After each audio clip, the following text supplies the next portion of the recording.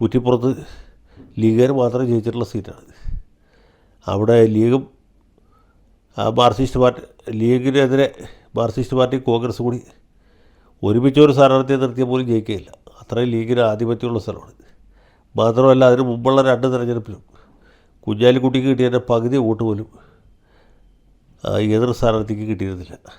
അങ്ങനെയുള്ള കുറ്റിപ്പുറത്ത് KT ജലീൽ ഒരു വെല്ലുവിളി ഉയർത്തുകയും വോട്ടെണ്ണി തീർന്നപ്പോൾ അദ്ദേഹം വിജയിച്ചതായിട്ട് പ്രഖ്യാപിക്കുകയും ചെയ്തു. അത് കുഞ്ഞാലിക്കുട്ടിക്ക് വലിയ ഷോക്കായിരുന്നു. മുസ്ലിം ലീഗിനും ഐക്യ ജനാധിപത്യ മുന്നണിക്കും വലിയ തിരിച്ചടിയായിട്ടാണ് കണക്കാക്കപ്പെട്ടത്. അന്ന് അതുവരെ കുഞ്ഞാലിക്കുട്ടിയെ പുലിക്കുട്ടി എന്നാണ് അദ്ദേഹത്തിൻ്റെ ആരാധകരും അനുയായികളൊക്കെ വിശേഷിപ്പിച്ചിരുന്നത്. അപ്പോൾ കുഞ്ഞാലിക്കുട്ടി തോറ്റു കഴിഞ്ഞപ്പോൾ റബ്ബർ കൊണ്ടുണ്ടാക്കിയ ഒരു പുലിയെ ഈ മാർക്സിസ്റ്റുകാർ 4 കാലം മുകളിലേക്കാക്കി കെട്ടിയിട്ട് ആ ഒരു വടിയുമ്പൽ പിടിച്ചുകൊണ്ട് പോകുന്നത് രംഗം ഇപ്പോഴും എൻ്റെ മനസ്സിലുണ്ട്. ഈ TV ചാനലുകൾ വ്യാപകമായതിനു ശേഷമുള്ള ആദ്യത്തെ തെരഞ്ഞെടുപ്പ് 2006.